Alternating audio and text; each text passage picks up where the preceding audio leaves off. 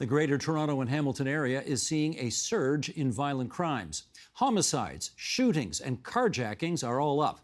This past Labor Day weekend saw 3 people killed in Ontario's capital city, including a 15-year-old boy.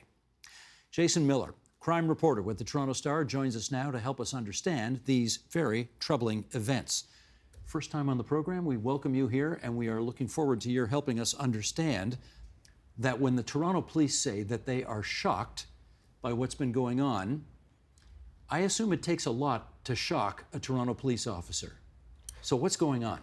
Absolutely. And to be frank, being a crime reporter, you do see this on a daily basis. So we're in somewhat more exposed to these numbers than anyone else, even the general public, because we do review and analyze them.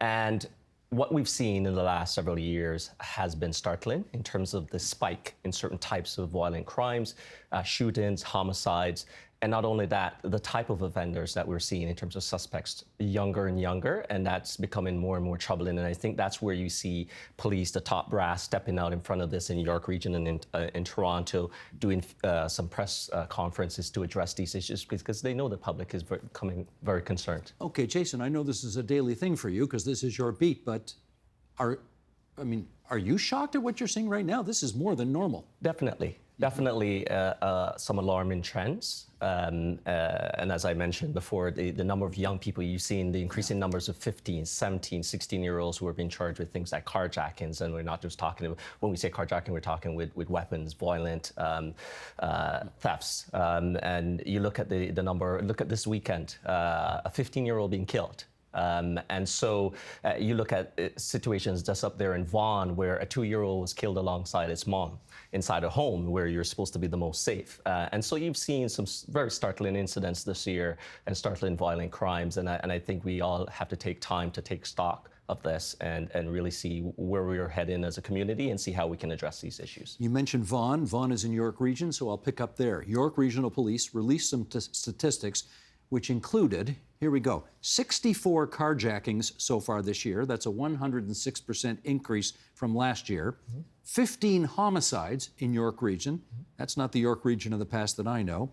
46 shootings. That's a 92% increase from last year. Is there, in your view, as you look at this, a material difference in the types of crimes happening, say, in the city core versus in the suburbs? Not at all. And that's one of the things we do see as crime reporters and as journalists out there in the field is that what you hear more and more coming from police is that people who are offending are crossing borders. And so the GTA is an open playing field for everyone. And it just comes down to where people are at a certain time is not necessarily dictated by where they're from, right? And so you see people from Toronto going into York and committing offenses and being charged there. And so there's no boundaries at this point, especially when it pertains to things like the tow truck conflict that we've seen in the last few years, where people are being attacked at their homes in Vaughan, but the shooter is from Toronto. And so there's been a mix of, and you heard that in a conversation from Chief McSween up in York Region last week, where he was saying, listen, we have young people coming from all across the province stealing cars, committing carjackings. We're seeing more and more of that. And so those boundaries no longer kind of exist. They're not hard boundaries, right? And criminality know no bounds as it pertains to that in our city. Now, I remember, gosh, it was probably 15 or 20 years ago, they called it the summer of the gun because things spiked up for no apparent reason. And here we are again. Is this cyclical as opposed to something special this year? I think what we have to be most concerned of is the last handful of years that we've experienced coming out of this pandemic. I don't know if it's sparked or driven by that experience that we all went through as humans and what we can make of that. But what I can say is that we're looking back about the year of the gun that you mentioned about 20 or so years ago. And when you draw into focus what we're now seeing, the year-over-year increases are very dramatic, where you see the chief in York Region saying he had a 106% spike over last year this time. Last year, the total number of carjackings in York Region was about 58 or 57, give or take. This year, we're already at 64. Right? So that gives you a sense. And the year's not over. Homicides last year, only about 14 in York Region. They were already at 15 this year. So not to say even what there was last year compared to this year this time, the entire year, we've already passed that number. So very problematic in terms of those increases. You're seeing the same type of increases, but different, much larger numbers in the larger neighbor, which is Toronto, where you and I are sitting right now, where we're in, like, say, for example, a Peel, a municipality of over 1 million folks. You're seeing about 8,000 plus car thefts. In Toronto, you're seeing about 12,000 plus car thefts, right? But when you add that up, that's 20 plus thousand car thefts, 24, 25,000 car thefts in 2 municipalities alone. And so that is very telling that it's a wave that's touching every community. And when you talk about shootings and gun crimes, and police across the region are saying 85%, 90% of these guns are coming in illegally from the state's handguns that we're dealing with. And so everyone's been touched in a similar way. And it's kind of the unfortunate cycle of how criminality is working now, organized crime, where you see some communities like York Region saying about 4 or so groups are fighting for the space. In terms of who controls where and when and how. And that goes to many things, including drugs and other things. But is that new? These turf wars, not is that at all. new? Not at all. Not at all. Not at all. But I think there's something to be said about the recent spiral. And you've heard conversation about the free nature of movement of cars through our ports. Did that just start last 3 years? No. Our ports have had issues with resources, issues with technology for a long time. Maybe now, to the degree that they've been tested with the increase in the type of in stolen autos, has exposed that much more, right? So there's definitely some new revelations around some parts of the criminal activity in terms of what I would say is young people being active. Some people will tell you, no, young people have always been committing crimes. Yes, but to be frank with you, I haven't seen the type of numbers in terms of the ages of young people and the degree of violence that I've seen in the last 2 to 3 years. That's definitely changed. I'm very concerned. So when you ask the police, why is this happening, particularly among young people disproportionately, what answers do you get back? The allure of the experience of crime. You hear that from both the experts and police who are part of that expert group. The profit that comes from it. Many young people are seeking out the money that comes from walking up to your driveway or walking up to a parking lot and using technology to remove cars that are now easy to steal. I mean, people have done their best to protect their autos, and they still get removed from your driveway. Some cars have been stolen 2-3 times. Let me jump in on that, though. It's one thing to use one of those remote starters and steal a car at 2 o'clock in the morning out of somebody's driveway. It's another thing for a 16-year-old to put a gun up to somebody's head while they're driving down the street, maybe stopped at a stoplight, and say, get out of your car right now or I'm going to blow your brains out. Who does that? Well, it comes to who's convincing them to participate to begin with and what they're being sold. You and I maybe, been to journalism school and we were taught by certain professors that might influence the style of journalism that we bring to the field. I think that same thing applies, or concept applies to young people. The people who are convincing them to get involved are probably selling them a tale of that, look, when you do get caught for these crimes, this is what happens. This is what has happened to people before you in terms of the minimum sentences. You're a young person, the penalties are lower. It's not going to follow you throughout your life. They've been misled to believe that that is the case, true and true, where in fact, this type of activity can scar you in many different ways, right? You can end up being killed. You can end up killing someone and having to live with that. And so I don't think their understanding of the implications are as clear as they need to be. And how do we counter that? How do we talk to our young people who are more than likely the ones who are highest at risk of committing these kind of acts? How do we connect with them and kind of work with them to try to steer them away from this lifestyle? I think we have a big challenge on our hand as a community, and it goes more than just law enforcement. It comes down to a social context issue that we also have to look at as well. You mentioned that Toronto and Peel a moment ago are some of the most egregious examples of what we've been talking about. But as you look across the whole Greater Toronto and Hamilton area, is it the same everywhere? Pretty much. Pretty much. Pretty much. It's unfortunate. Many communities, if you ask the police chiefs and the top brass, the officers on the front lines, it's the same issue, right? And there's been much of a call. You've noticed this, and you might ask this question here at the table. is that you've seen things around like bail reform. What will that do? What will reverse onus do to people's behavior when you have to step up and prove that you should be released versus the Crown proving that you should stay in custody? But I feel it will still come down to the judges and the judges' judgment on whether or not you're a fit candidate for that. How do we manage our release programs from the anchor bracelets and certain types of monitoring? You've seen offenses recently where people simply know that the police are closing in and they jump on a flight and leave the country. You've seen offenses where people have ankle monitors and bracelets and they cut them off and they leave. So how do you cut off an ankle monitor? I thought the whole point was you couldn't.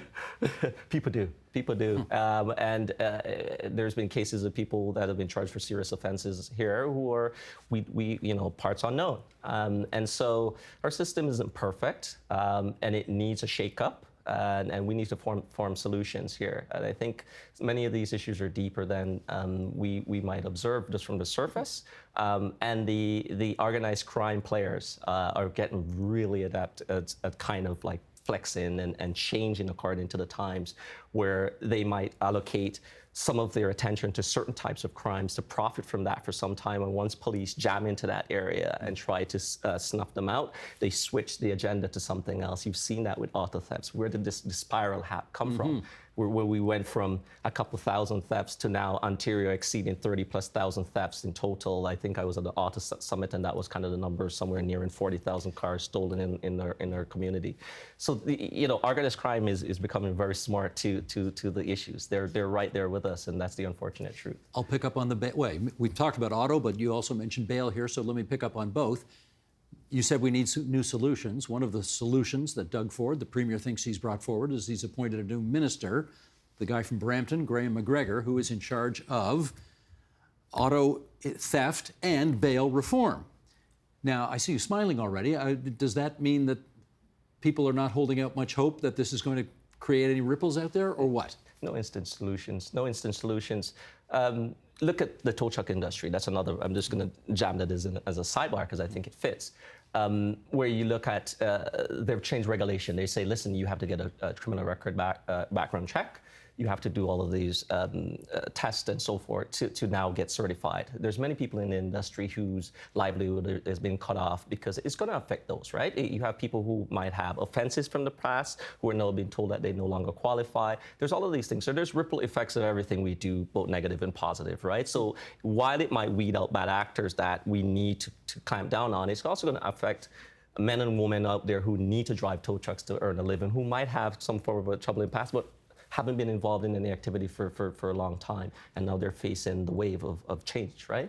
The same thing with bail reform. I think if you say that we need to keep people inside our jails longer and we need to keep them there because we're protecting people who are outside, yeah, there's an argument for that. But there's also that's what the Premier says. But there's a flip side of that coin where you could end up with a situation where someone who is inside a custody, first of all, it's not going to cost us any less, so we're all going to have to pay for this somehow. Incarceration costs just as much as monitoring someone who's out on bail, and maybe even more if we were to check the numbers. Don't quote me on that.